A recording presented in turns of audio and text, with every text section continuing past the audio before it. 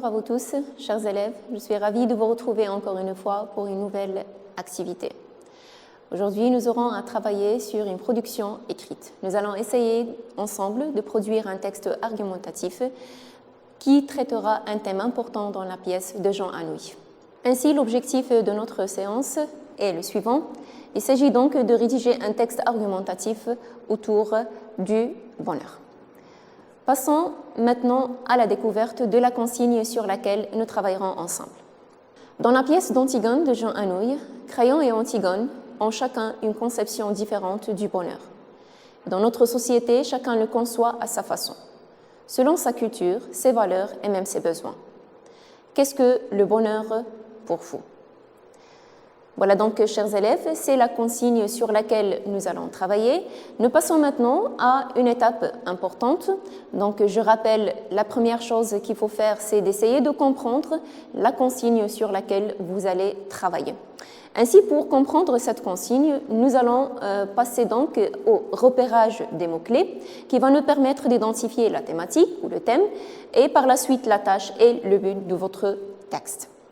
Alors, pour les mots-clés que nous pouvons souligner à partir de la consigne, donc nous pouvons repérer le mot bonheur, qui est le thème bien sûr abordé. Nous avons le terme conception, besoin, culture, valeur, société aussi. À partir de ces mots isolés, on peut dire que le thème que nous allons traiter donc c'est le bonheur et les différentes conceptions du bonheur. Donc, vous êtes amené à rédiger un texte argumentatif, c'est votre tâche, dans le but, bien sûr, de montrer les différentes conceptions du bonheur dans la société d'aujourd'hui. D'accord? Donc, nous avons le contexte contemporain. Alors, pour réaliser et réussir la tâche, il faut également, puisqu'on parle d'un texte argumentatif, il faut adopter le plan adéquat. Vous avez vu jusque-là plusieurs plans du texte argumentatif, donc il faut opter pour un qui serait bien sûr le plan adéquat.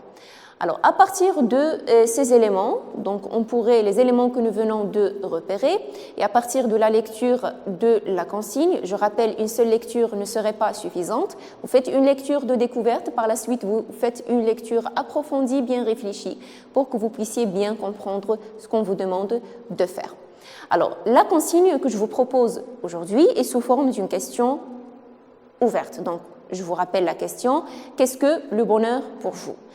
Vous n'êtes pas appelé donc à confronter ou à opposer des positions ou des points de vue. Il ne s'agit également pas d'analyser des causes ou des conséquences pour finalement arriver à proposer des solutions. Donc, à partir de cela, votre tâche est de lister, de montrer les manifestations ou les conceptions du bonheur dans la société contemporaine. Alors, à partir de cela, chers élèves, vous pouvez constater que le plan qui serait adéquat à cette consigne serait bien le plan thématique, qu'on appelle aussi le plan simple. Comme d'habitude, donc, je vais vous faire un rappel de la structure du texte argumentatif, ou bien ce qu'on appelle aussi l'essai argumenté. Donc, on a 3 étapes qui sont d'une grande importance. Alors, on commence avec une introduction, puis le développement pour arriver finalement à la conclusion. Dans chacune de ces étapes, il faut respecter un code précis. Alors, concernant l'introduction, donc, nous avons la première partie, il s'agit d'amener, de présenter le sujet. À ce niveau, vous pouvez proposer une phrase d'amorce générale qui est destinée à accrocher le lecteur, à attirer son attention. Au niveau de cette partie de l'introduction, vous allez reprendre les mots-clés que vous avez déjà soulignés et isolés. Ils vont vous servir pour situer le lecteur dans la situation, pour lui montrer de quoi vous allez parler. Alors, à ce niveau, vous pouvez également, par exemple, recourir à une question rhétorique. On sait très bien qu'elle a un effet important dans le texte. Vous pouvez recourir à une citation, si vous en avez, bien sûr, ou bien à un constat, à l'actualité, ou même à une œuvre. Et bien sûr, vous allez penser aux 3 œuvres sur lesquelles vous travaillez. Comme deuxième partie dans l'introduction, il s'agit de formuler par la suite la problématique. Donc là, il faut soulever le problème, qu'est-ce qu'on vous demande. Alors, c'est souvent sous forme de questions directes. Donc, vous pouvez l'introduire par l'expression « à cet égard, on peut s'interroger »,« à ce sujet, une question se pose », ainsi de suite. Comme troisième étape dans l'introduction, il s'agit d'annoncer le plan. C'est également une étape importante parce que ça va permettre de montrer au lecteur, de quoi vous allez parler. Donc, vous allez préciser au lecteur la progression et la cohérence de la démonstration, bien sûr, qui va être présentée dans votre développement. Donc, il faut montrer le plan qu'on va suivre dans le développement afin de guider le lecteur. Alors, l'introduction, je rappelle, chers élèves, elle n'est pas assez longue, mais en même temps, elle ne doit pas être très, très courte. Donc, suffisamment de lignes. Vous essayez donc de respecter cette structure que je viens de mentionner. Deuxième étape, dans le texte argumentatif, comme d'habitude, donc nous avons le développement. Dans le cas du plan thématique simple, donc vous savez que le développement doit se composer de 3 paragraphes, ce qu'on appelle des paragraphes argumentatifs, donc parce que dans chaque paragraphe, vous allez présenter une idée directrice, vous allez donner un argument, vous allez justifier et vous allez donner un exemple. C'est dans le but, bien sûr, de répondre à la tâche qu'on vous demande, c'est de rédiger un texte argumentatif. Dans notre cas, il s'agit de montrer les conceptions du devoir. Alors, pour le développement, je rappelle, donc pour le premier paragraphe, comme pour le deuxième, comme pour le troisième, il s'agit de donner l'idée directrice ou l'argument, puis suivi de l'explication. L'explication est facultative parfois, parce que parfois, quand vous formulez l'argument, vous le formulez clairement, donc on n'a pas besoin de l'expliquer. Mais il faut bien sûr exemplifier, donc il faut donner un exemple. Alors, pour toujours le développement, pour le structurer et pour assurer la cohérence et la cohésion au niveau des 3 paragraphes, il faut recourir à des liens logiques. Vous savez très bien le rôle important que jouent ces mots dans le texte, surtout le texte argumentatif. Alors, nous avons le premier paragraphe, vous allez le commencer par un lien logique d'énumération, vous donnez votre argument, suivi de lien logique d'explication si vous allez introduire une explication, finalement le lien logique d'exemplification pour introduire l'exemple. La même chose pour les 2 autres, ce qui va donner une construction de votre développement et un bon enchaînement des idées que vous allez avancer.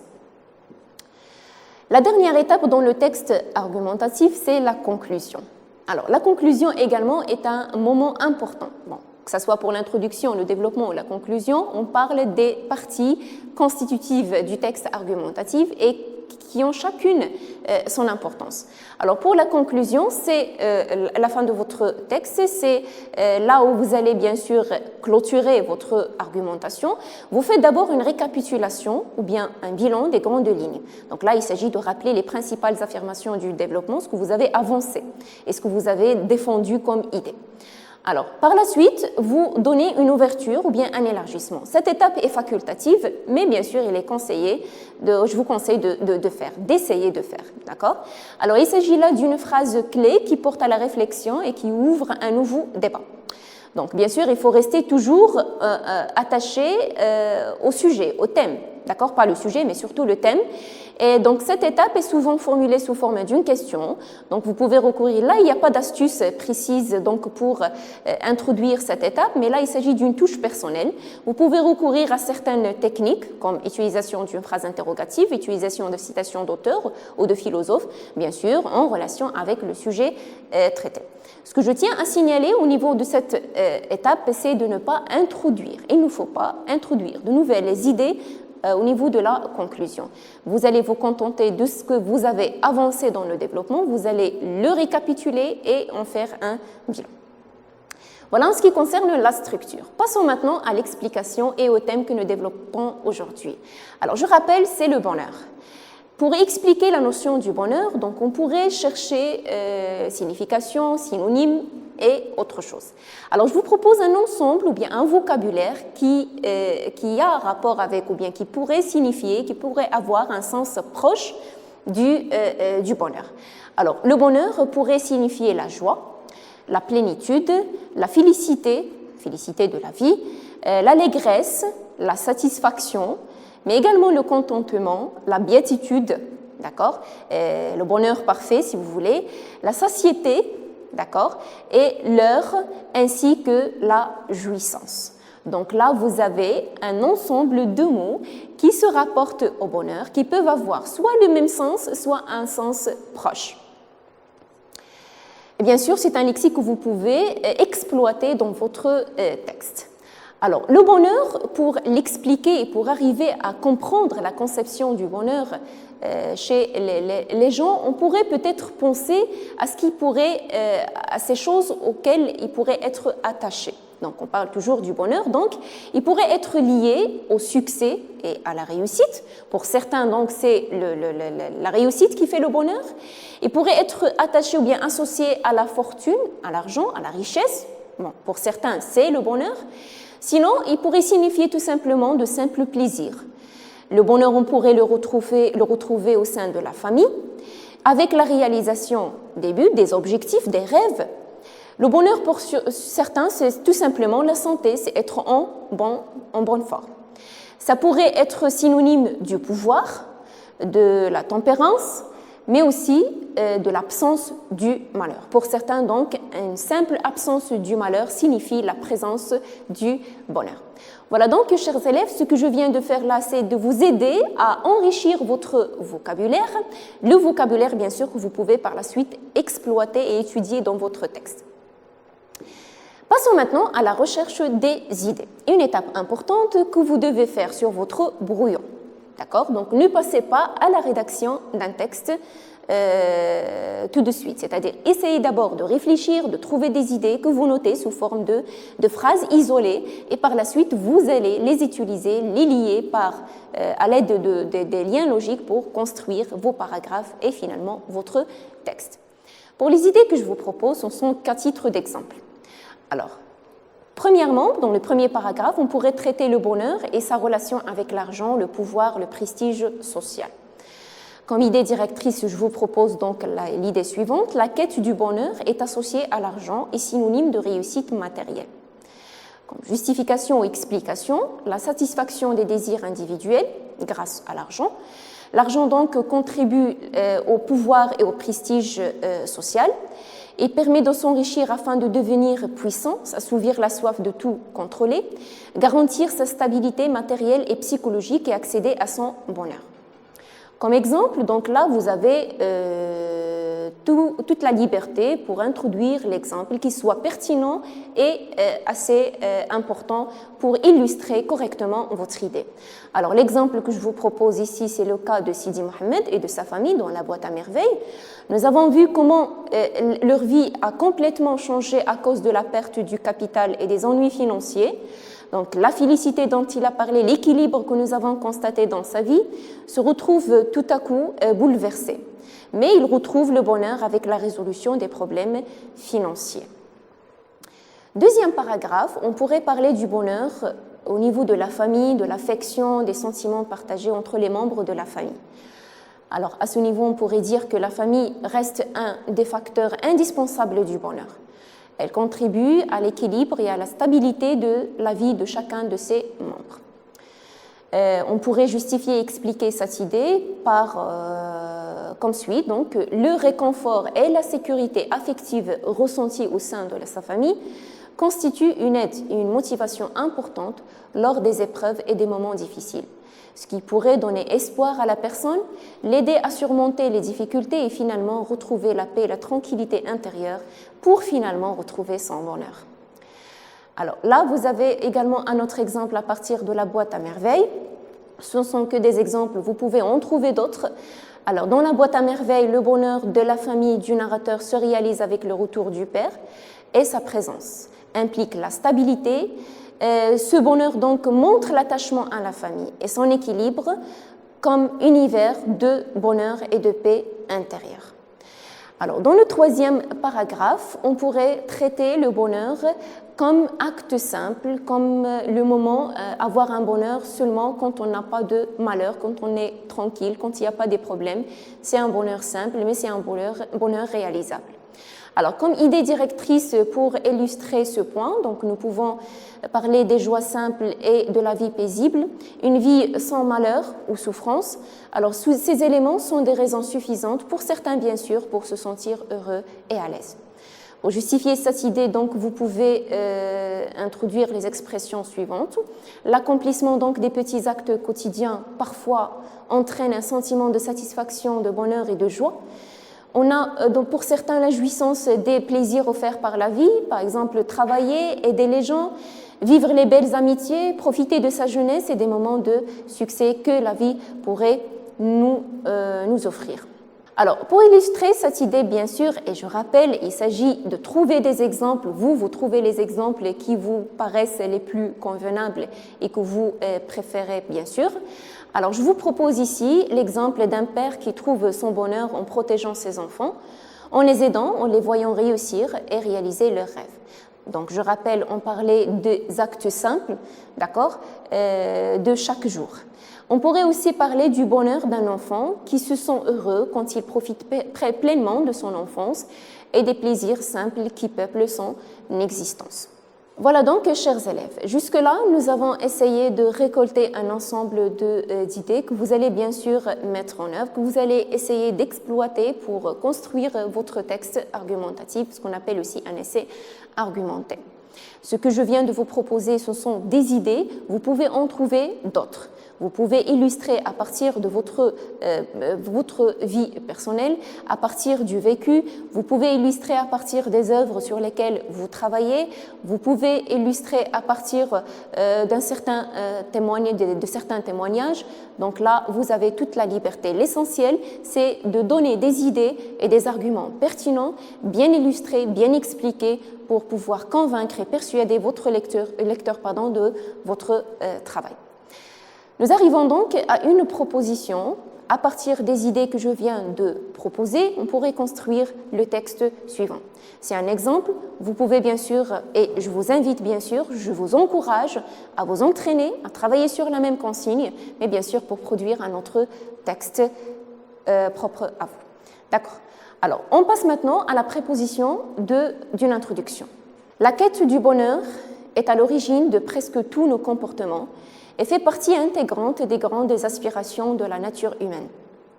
Or, ce bonheur tant recherché varie d'une personne à une autre et ses conceptions demeurent assez divergentes. Ainsi, une question semble être importante. Où trouve-t-on le bonheur ?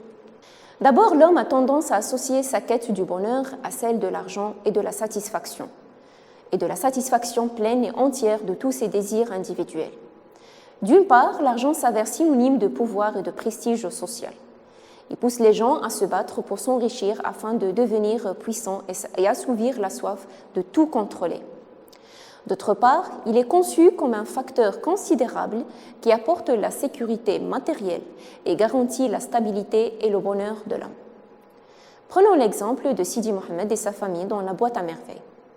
La perte du capital et les ennuis financiers de son père ont causé son malheur et interrompu la félicité de sa vie.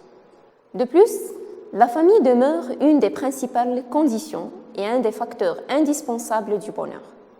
En effet, le réconfort et la sécurité affective ressentie au sein de sa famille constituent une aide imminente lors des épreuves et des moments difficiles et quotidiens, et une source vitale du bonheur de chacun de ses membres. La famille s'avère donc l'un des lieux privilégiés de partage et d'affection, un lieu où naissent des sentiments extrêmement forts qui contribuent à la béatitude et au bonheur éternellement recherché. Dans la boîte à merveilles, par exemple, le bonheur de la famille du narrateur se réalise avec le retour du père et sa présence dans sa famille, une présence qui signifie l'union et la stabilité, et un bonheur qui témoigne de l'attachement à la famille et son équilibre comme univers de bonheur et de paix intérieure. Par ailleurs, le bonheur est fondé sur des joies simples et consiste en une vie paisible à l'abri des malheurs et des souffrances. En d'autres termes, c'est la conception du bonheur fondée sur l'accomplissement personnel des petits actes quotidiens en papillonnant de plaisir en plaisir. Le plaisir d'être accompagné et ne pas rester seul. Le plaisir d'aimer et d'être aimé. Le plaisir de travailler et d'aider. Le plaisir de jouir des belles amitiés, de sa jeunesse et des moments de succès que nous offre la vie. C'est le bonheur que Créon offre à Antigone dans la pièce de Jean Anouilh. À cet égard, l'exemple le plus probant est celui d'un père qui trouve son bonheur en protégeant ses enfants, en les aidant continuellement et en les voyant réussir dans leur parcours, ou celui d'un enfant heureux qui profite pleinement de son enfance et des plaisirs simples qui peuplent son existence. En guise de conclusion, on peut inférer l'idée que le bonheur est conçu de différentes façons, Mais il est évident qu'il soit lié à l'accumulation des plaisirs ou à la réussite individuelle et matérielle, le bonheur restera toujours une des suprêmes aspirations de la nature humaine. Or, pouvons-nous accéder dans nos quêtes à une entièreté de bonheur? Existe-t-il un bonheur absolu tel qu'il est exigé par Antigone? Voilà donc, chers élèves, je viens de vous lire un texte exemple. Donc, c'est à vous maintenant d'essayer de produire un texte argumentatif à partir de la même consigne pour plus d'entraînement. Alors, avant de finir, comme d'habitude, je tiens à signaler que la réussite de votre texte argumentatif dépend de ce que vous allez faire, de ce que vous allez appliquer, de ce que vous allez mettre en œuvre dans votre texte.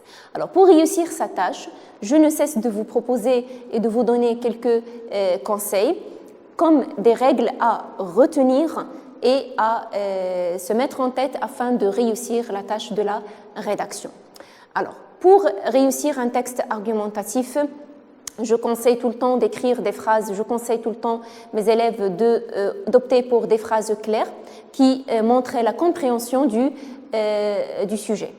Alors là, je vous invite également à adopter des tournures qui sont adaptées à la tâche écrite. Il ne faut pas oublier ce qu'on vous demande. La tâche, donc, elle est précisée au début.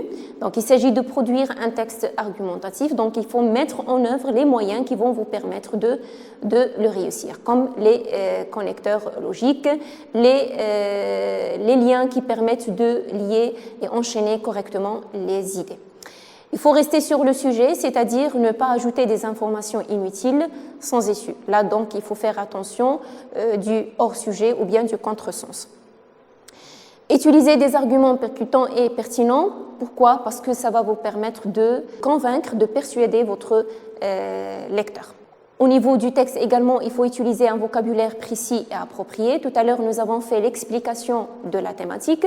Nous avons récolté un ensemble de mots qui pourraient être exploités par la suite afin d'éviter les répétitions, mais en même temps afin d'enrichir votre texte.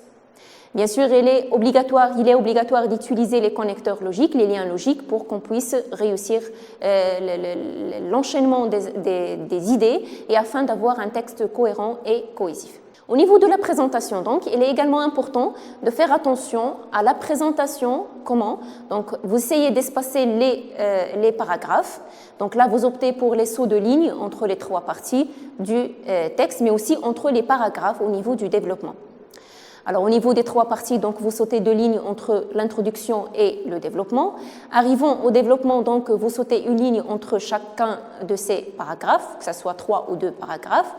Et en arrivant, avant d'aller à la conclusion, vous sautez deux lignes. Voilà, donc ça va aérer le texte et ça va donner une bonne présentation.